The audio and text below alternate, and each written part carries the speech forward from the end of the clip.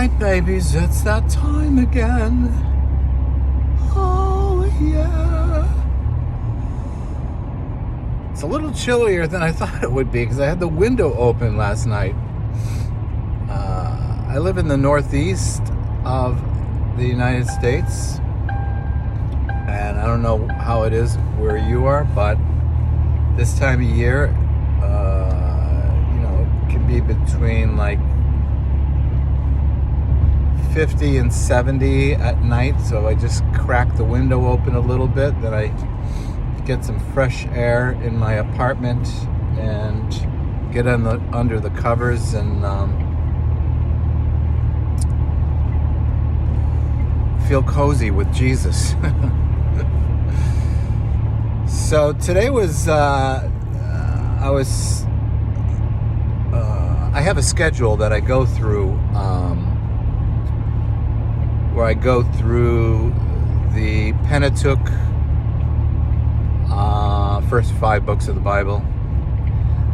Then I go through the history books, then the poetic, then the major prophets, minor prophets, then the Gospels, then Acts, then the letters, and finally Revelation. And the reason I do that is I try to remind myself of how each section was written at a different time for a different purpose, from a different author to a different audience. Yeah.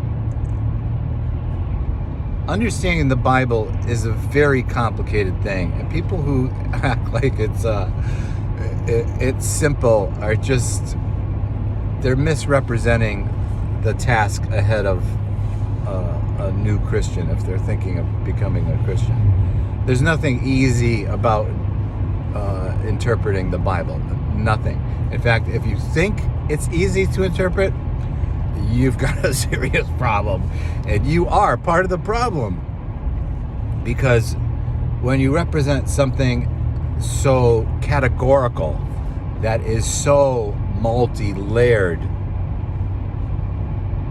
then the people who know better immediately dismiss whatever it is you're trying to promote, which in this case I would guess is faith in Jesus. And they dismiss your position out of hand because you're coming to them from what they can obviously see is a parochial position. Parochial means narrow, in case you didn't know. So I say all that just so you know why, if you criticize the Bible so much, why are you, going through these, you say you're in Genesis and then you're in Revelation. So I'm just explaining it to you because the Word of God is forever, and the Word of God will transform you, and it will be the sustenance that you need in your life every day, all day. Oh yeah, your whole life, baby. The problem is, it's not in every page of the Bible. How do we know that? Because God would never order the genocide of Canaan when supposedly giving evidence to his faithfulness that the promised land is for Israel, and you just have to get through killing every man, woman, and child in Canaan to get the promised land. That's how you know the Bible is not completely the Word of God. It's just, look at it this way. It's just like when you turn on either CNN or Fox News. When you turn on either one of those, you know you're going to get a particular point of view. Forget the idea that you're just going to get journalism from either of those sources. It's not happening. What you're going to get is some reporting that can be verified as factual, and you're going to get a lot that is skewed and what's the word? I can't think of it. Tainted, for lack of a better phrase, by the position of the company behind the message. So they'll choose certain things to say, certain things to report, and they'll report it in a certain way, and you better be on your toes to figure out what actually happened, what is likely to happen tomorrow, and what you're listening to that is colored by the perspective of either the reporter and or the company paying the reporter. It's just very similar. I won't say it's the same, but it's very similar in the Bible, because you have communities of people who are reporting at the time. Now, they didn't have journalism back then, so there wasn't even the idea of, the efficacy of a free press in a democracy, so free people can determine their representative government via the freedom of information being exchanged. You didn't have that thousands of years ago. But what you did have is people sharing what they value. And what they valued was a faith in God. And how that faith was played out changed over time. And that's why you have parts of the Bible that sound like it's either being repetitious or it's being contradictory, is because it's more than anything, it's reflecting the community at the time of what they considered to be of value.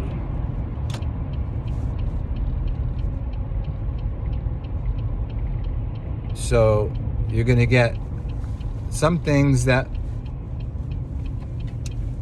actually occurred, and then you're going to get other things that are useful for purposes of sustaining hope and faith.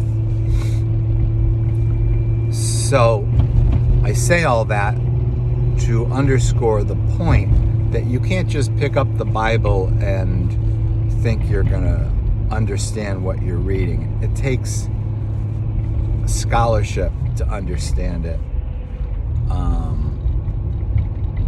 And even in that case, you have scholars that disagree on how to interpret passages. Whether they're atheists or Christians or Jewish or whatever. It's ongoing. So what are you going to do with all that? Now, I'm going to say, on the other hand, because we know life is paradoxical, if nothing else, there are things that are simple and straightforward and life-changing and not complicated. You just got to be ready for when it gets complicated, because it's not always going to stay nice and neat, categorical, 1, 2, 3, ABC. No. But what is simple and straightforward is God gave us Jesus because we needed help to navigate our way through this life and access His divinity, His power, His Spirit, and transform the world with love and justice and beauty. We couldn't do it on our own. So He sent us Jesus. So you received Jesus, and now you're able to be partners with God in creating eternal good in this world and the world to come. Yeah, that's simple. But when you live it out in conjunction with the Bible, it gets very complicated, because it demands your obedience and your attention to the moving of the Spirit, as well as the proper discerning of the Bible that you're reading. And now you're going to see you're in a even more exacting and demanding position than even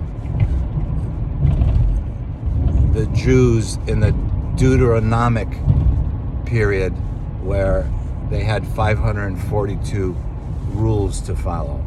When you start following the Spirit, you've got 5,000 different things to follow, because the second you choose not to do what the Spirit is leading you to do,